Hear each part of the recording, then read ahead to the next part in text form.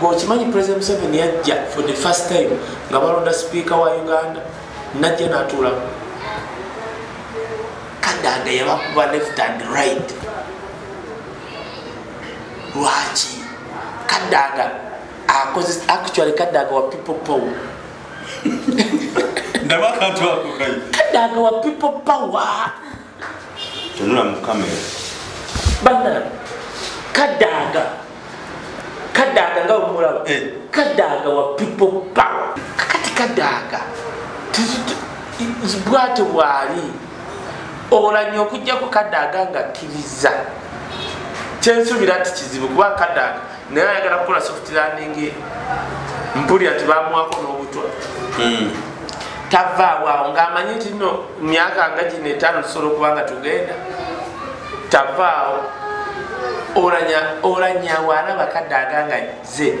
omulaba nga olaba Kadaga ze oyo alimu olwa people power stalimu olwa oyo wa people power Kadaga uwo mulaba bwoti Kadaga nga ze duka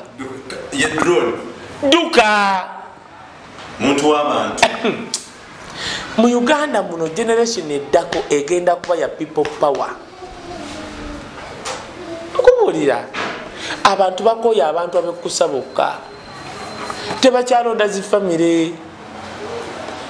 okumenya katola asamu kutezi bakuŋŋaana nga bajja mu sodo nga baagala nti aveemu nga soda alina kadi enaale n'agamba nabakuba akalumu 80 njagenda kabaddamu kubanga kuteesa akimanyi ku ground tuli ku muntu one by one awe wali film ate wekuba kubba amanyi ebyo mu bimukola kati Kadaga ekyo tokimusinza. He has been there for people. Kyova olaba lwaki ab'NRM abatono tebaagala Kadaga lwa nsonga bo bali ku mulyo bamanyi tebagenda kuva wano. Kati olaba etteeka lye baleeta ery'emyaka 7 njagala mugenderere bwe bamala oddikuba baleeta kali president parliament benga yimulonda mukubo bye baliko ogenda kulaba parliament egenda okulayira gonna amateeka ge bayisizza between January ne March ne May bagenda kukayita andi kakati bali mukuwa bantu sente yica mateeka gwe batalonze yagudde yagwa ogamba otya nti ekisajja kibe kya myaka 7 obyo ng'olina gwokolera bannange dokita abo bagenda okakasisa nti bannayuganda tebateeka omanyi bano abantu bagenda ne balowooza ti munnayuganda okusirika nti being okusirika nti aba satisfied. No, bannayuganda basirika busirisi but they are not satisfied. They are not at all. Olaba bwawadde bayimiriza omusango lawyer w'NRM yazze mu bannamawulire n'agamba kaakati ng'omusango ogugiddwayo automatically kirantu wange President Museveni ye president agenda okuddamu okulayira teri wadde n'ogu yafuuye firimbi celebrate no wadde ne firimbi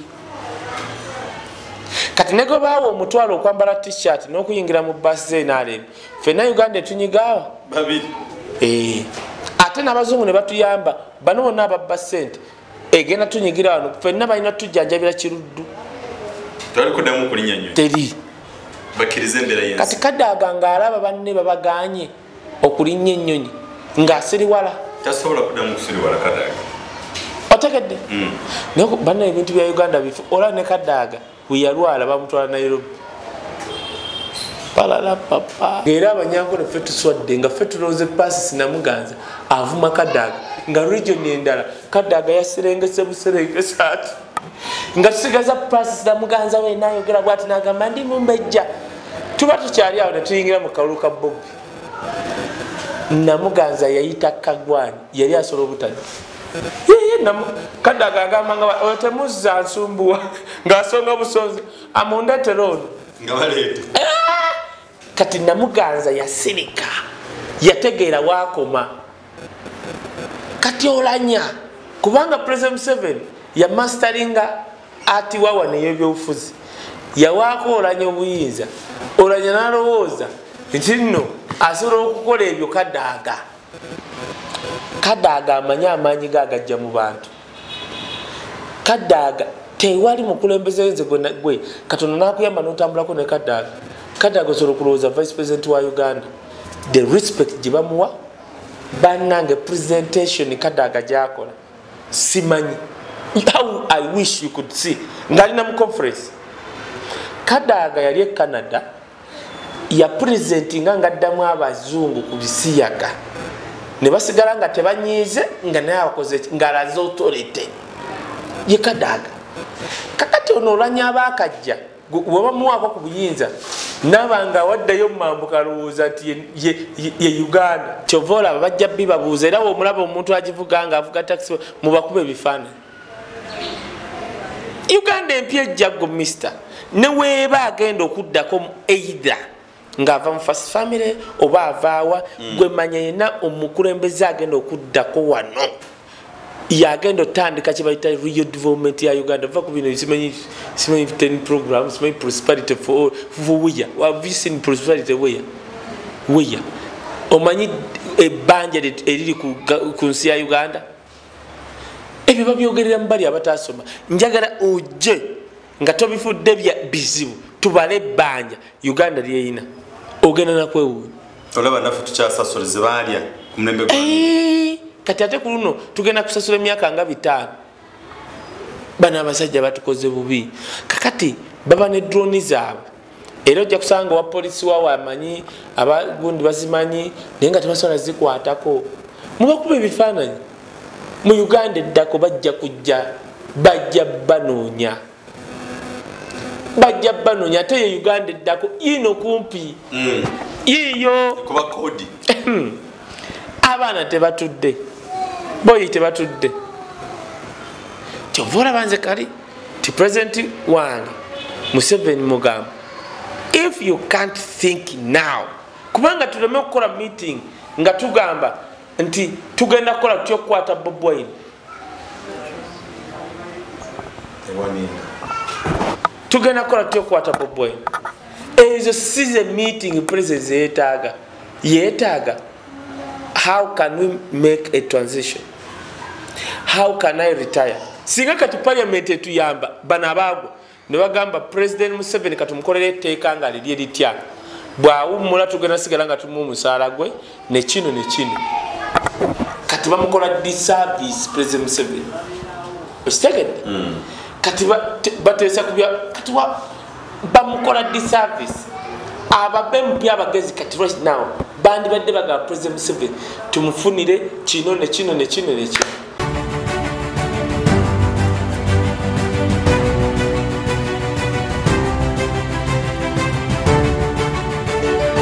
Bana Flashlight Channel Uganda, very good afternoon. Thank you so much for loving us and thank you so much for keeping on our channel. Thank you so much for subscribing to the Flashlight Channel Uganda. We are very happy and every time we are smiling because of you guys. Your existence really energizes us to keep us moving left and right. Mwebale kwekumira ku mukutuga mwe mutukumye ku mwe mutukumide ku makamera gano kubanti we mutati twali baddewo oba naffe tutalo olusoba temwali baddewo nenga twebaza omukama olw'obulamu bwatuwadde era ekisa n'ettendo tukimuddiza ffe baani abali mu kusa mu kaseera kano ate nekyokubiri twebazanya emikwano gyaffe mwenna ab'e Bulaaya Kampala Uganda mu nsi zonna ez'enjawulo tuli basanyufu nnyo nti buli kiseera advice ne comments zemutuwa zituzaamu amaanyi essaawa zino tukyalina omwana omulaalo omu yekka bw'atyamya amata mutali mazzi kyova olaba nti nno tugezaako nga bwe tusoboka nti nga bwe mwagamba mumwetaaga buli week naye nabagambako ekintu kimu nti nawakadde mwetaaga every week yes tulina okutambula nalina okutambula you know what I'm talking about. It's not easy to maintain it and your private entity no one sponsors us. It is us, it is you and me who are sponsoring each other. May the Lord bless you as you're listening to our show. Kaye wanji Parliament ya Uganda yaguddemu ennabe ino gwamu bannanga batulaba nateera mbalamusizza we tuli ffe twasalawo kuyiwa omubiri tuli wano Uganda tuli wano Uganda alo yambuuza Wisdom nayo ina visa mu passport tuli wano Uganda kyonna kyekiri kijja kugwa so mwebale kuwagira Kaye Wisdom mutabani w'omulala omubwati actually kanyinyire ekyo omubwati kitegeeza nze ndabyeko abalala balinanye President 7 bakutadda tebakyalina kye bamuyamba obatuukira omuleetera ripooti enfu ng'omukulembeze watuukira okugamba nti twakutte gundi twatse gundi kubanga kyabadde waliwo ripooti naye nga otuuka ku ground nga tewali natuuka ebwayise ku lwa zebbula nentunula bwe nti nga pulezidenti yabadde ku tv ng'ekiri ku ground kirala nekyeboogera kirala ne muzeeyi kyayogedde kirala nawe tuli mwebale tuwagira nabagamba bulijjo nti ntambula n'essimu yaye kati ng'eriko data bano abasajja webayoola nga tuteekako ki tuwanika live so buli muntu yenna yina nga osubscribinga ku channel eno ate genda mu Facebook gundi ku simu yo ku Facebook wandikamu nti Kaye Wisdom nyigayo page nti like oba follow kasito nyiga like oba follow olaba ali Wisdom nti agenze live wateekedde okubaawo ekiriwo now oba nokwekyo ne ku the flashlight channel ku Facebook bakole bwe batira Facebook okay wandika flashlight yugi bakongera flashlight yugi genda nyiga like nyiga follow bino ebintu byonna bigoberere va ku bino ebyokutegamba yes biriyo biraba yes ebimu ne kati bye tulimu kati guno omulembe gwakuba ng'oli informed kubanga omulembe gw'okututambuliza ku siyansa gwaggwako ebyo ebya siyansa oli najja n'atandika kale ngawe mwebaka omanyi we twagenda ne tulwana ne maama tuzadde ne baatuzaala nga mwogera ekyo naffe tuzadde era mukyayogera ekyo mwe tuni yammwe tekyukamu tubaddeko wano ne baproducer ba Pademani ba Tony Halls ba Kiwuuwa ne banani tuba tukyali abaddadyandule ne bajja ba Renex ba producer Alan kati naye mmwe mulina oluyimba lumu twalwana gwe muyimba obubi ababiyimba muyimba bubi luyimba lumu terukyukanako tunaba kwekyo tunalya twalwana ebyo temukyatukanga mbuno bwe twogera ku bino Uganda egenda kuddayo mu ntalo ebyo ezo siyansa tezikyakola egenda kudda mu ntalo ng'erwana naani kumwe abatalina migongo ng'emigongo gyammwe giri mu byuma kalina ekyokubiri eno episode egenda kubeera ya rabadaba style for two reasons nti gogenda kubeera olanya neddala kanaawe olanya ku busungu bwaliko ne tumala tumukolamu kano ajja kunyiganya olanya Kadaga kyeyamukoze kimala omanye olanya abantu abamu otandika okutambula okusembera ku President 7 President 7 alina ekintu kyakola akuriyetingayo bukingdom akuriyetingayo abantu n'abawa ku power kane balowooza nti bye byonna mu byonna nagamba oyo simanyi omwogezi oba omuwandiisi wa President 7 Don Wanyama yali awo mu monitor ali awo ngeze n'omugayi nothing naye we yalaba President 7 nga addamu America naye n'agenda ku Twitter ye nataliko kuddamu ki ambassador wa America abakyamuvuma ambassador wa America asimanyi ewammwe mukola bino agenda okukeera ekyo okujja mu office nga ambassador wa America ali wali anywa ne chai ne President 7 kyakola mbantu abulinaanye kivula bali arogana asobola okuddira guno omwaka n'aleeta nga we yaleeta Anite n'abanga osobola okuloza yakyalinga cabinet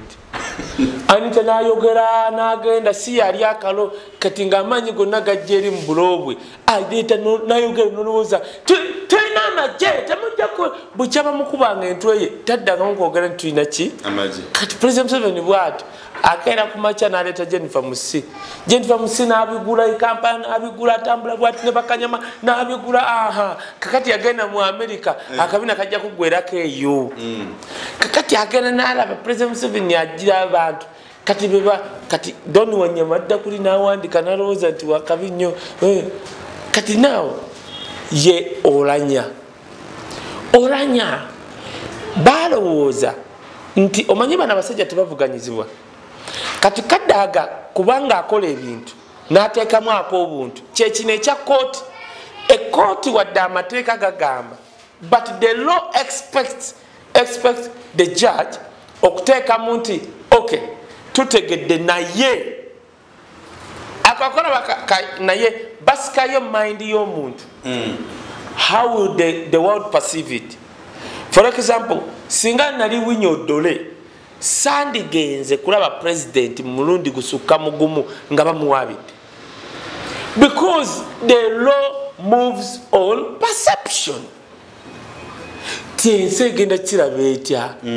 winyi dole timanyi winyi dolo bosingala president Museveni emirundi egisukka mu esatu oyina muwala wo nti nogenze kusonda sente z'ambaga oba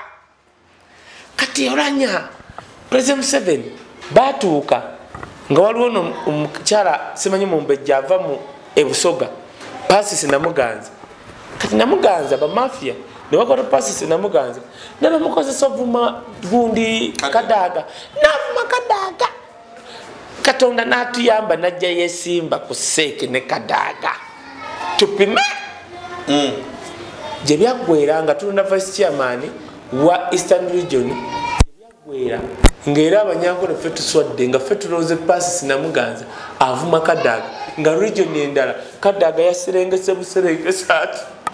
nga tusigaza Pasisi Namuganza we n'ayogera bw'ati n'agamba ndi mumbejja tuba tukyali awo ne tuyingira mu kalulu ka Bobbi Namuganza yayita Kagwani yali asobola obutadde Kadaga agamba nga otemuzza nsumbuwa ng'asonga busonzi amundetera ono nga baleeta kati Namuganza yasirika yategeera wakoma kati olanya kubanga president Museveni ya masteringa ati wawa n'ebyobufuzi yawaako olanya obuyinza olanya n'alowooza nti nno asobola okukola ebyo Kadaga amanyi amaanyi gagajja mu bantu Kadaga tewali mukulembeze nze gwe Katonda n'akuyamba n'otambulako ne Kadaga osobola okulowooza vice president wa Uganda the respect gye bamuwa bannange presentation Kadaga gyakola simanyi how I wish you could see ngalina mu conference Kadaga yali e Canada ya presentinga ngaddamu abazungu ku bisiyaga ne basigala nga tebanyiize nga naye abakoze ngalaze authority ye Kadaga kakati ono olanya abaakajja webamuwaako ku buyinza nabanga waddayo mumambuka alowooza nti ye Uganda Kadaga bwoba omulumba olina otegeera nti ye first female advocate mu Uganda yakola faamu ye eya faamu yasooka wano ey'omukazi Kadaga yasooka ogikola ayise mu fight nze nali ne Kadaga mu Serena ku share gidisi babiri n'ayogera statement yagamba babiri eddamu oyimba oluyimba baluyita survivor n'amala n'agamba njagala oluyimbe kubanga nange ndi survivor gwokimanyi president Museveni yajja for the first time nga balonda speaker wa Uganda najja n'atuulamu Kadaga yabakuba left and right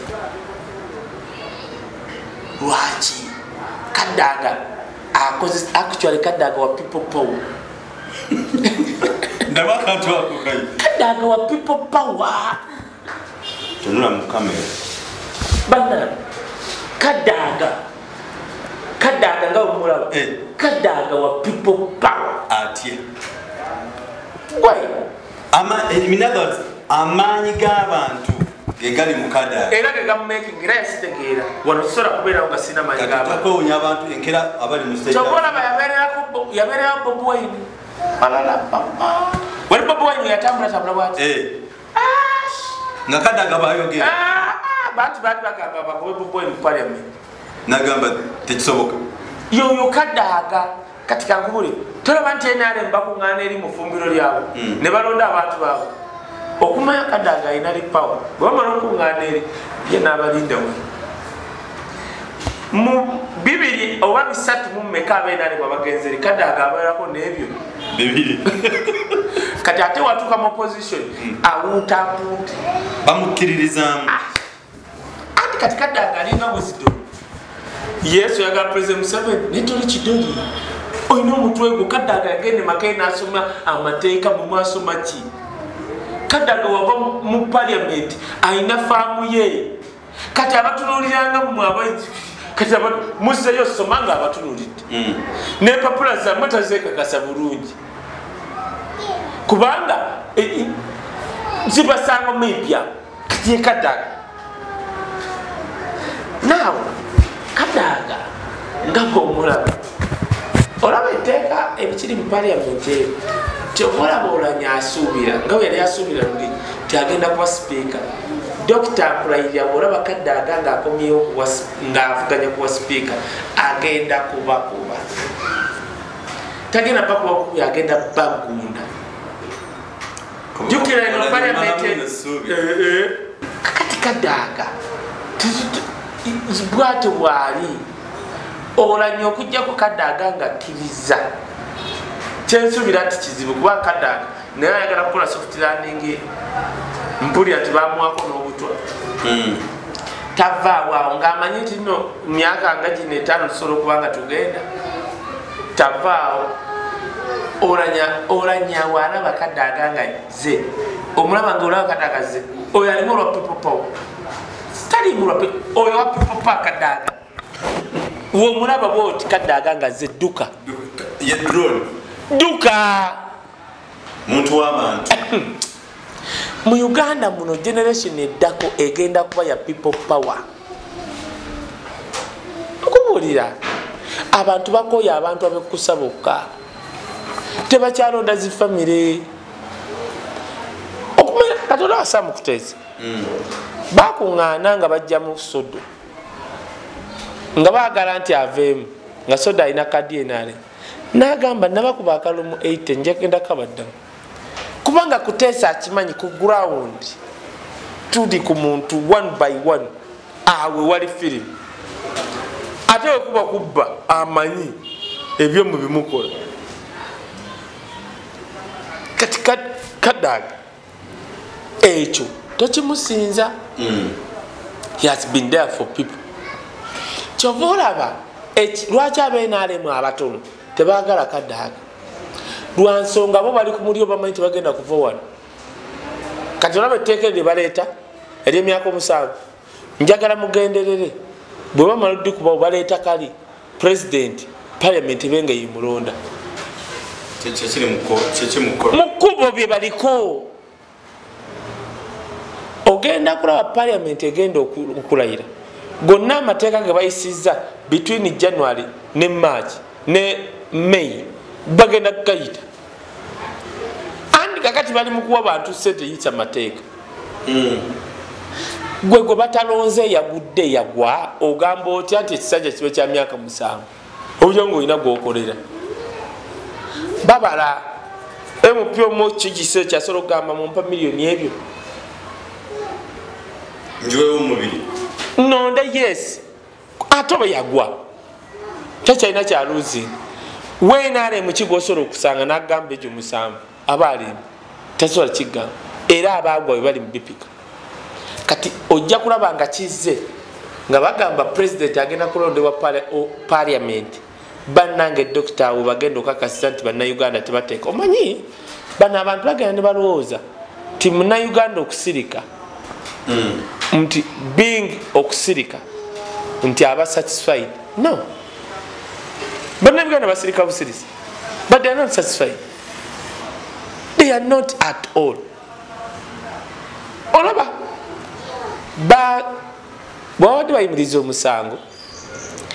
lawyer weenaalemu yazze mu bannamawulire n'agamba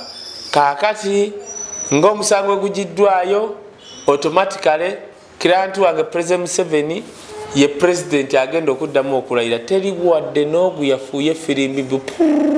celebrate no wadde ne firimbi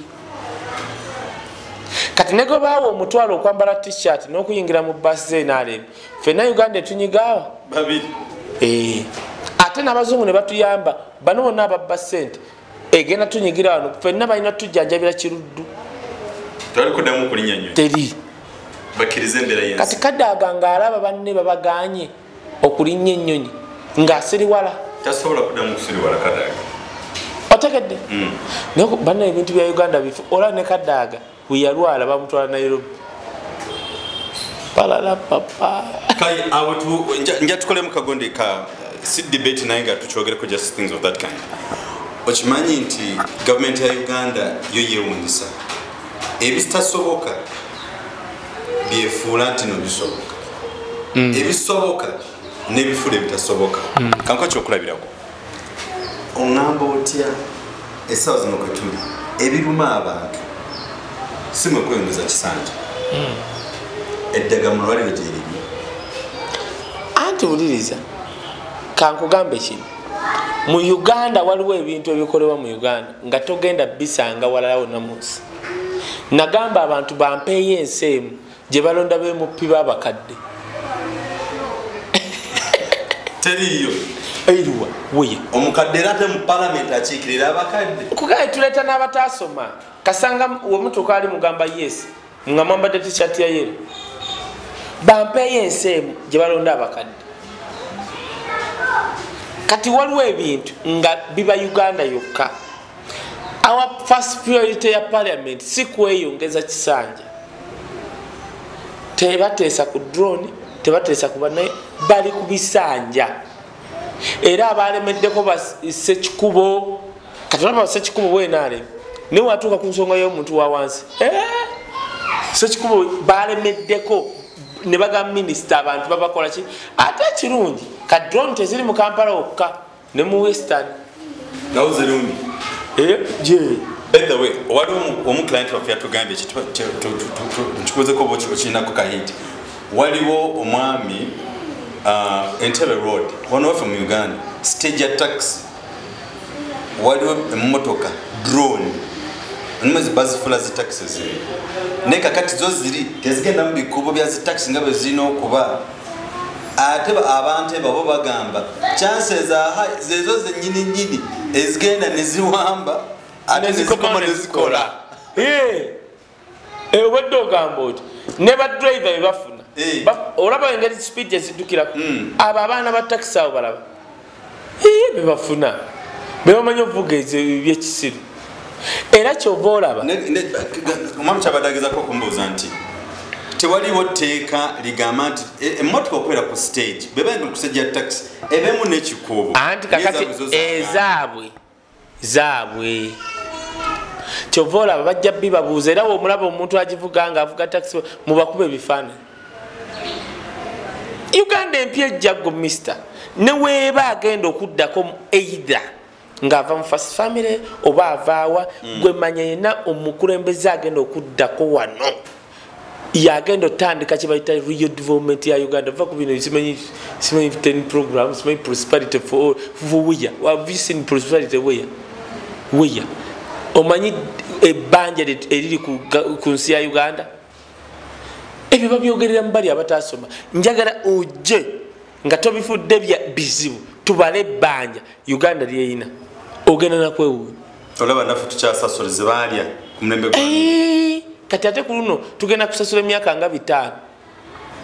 bano abasajja batukoze bubi kakati baba ne drone zaabwe era ojja kusanga wa polisi wawe amanyi abagundi bazimanyi naye nga tebasobola zikwatako mubakuba ebifaananyi mu Uganda eddako bajja kujja bajja banoonya ate ye Uganda eddako ino kumpi yiyo kuba kodi abaana tebatudde boyi tebatudde kyovoola banze kali ti president wange Museveni mugamba if you can't think now kubanga tuleme okukola meeting nga tugamba nti tugenda kukola tutyokukwata Bobi Wine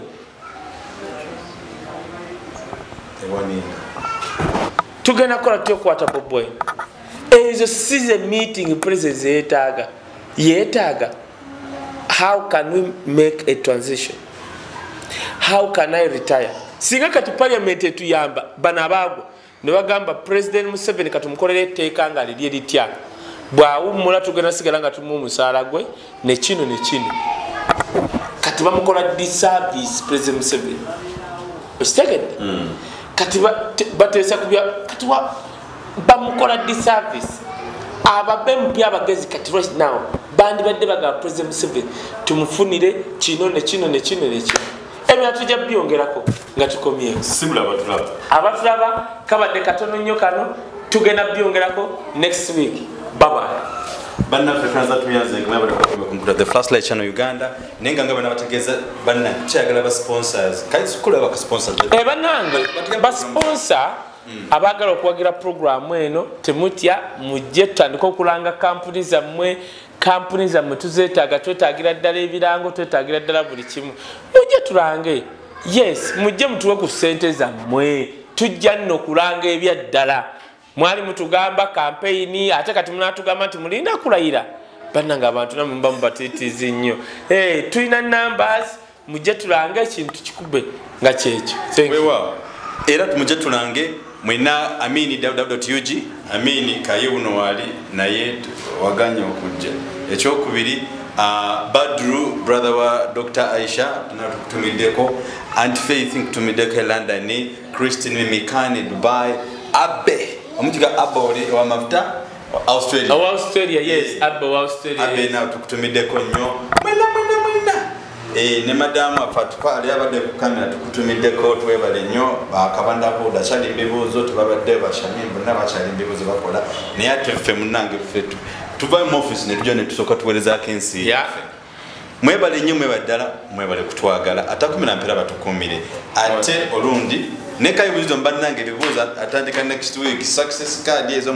muzisindikire zimuwe oba muzisindikire wajja zifuna kugundi ku programs ezitako akumata kumira mpera mweraba.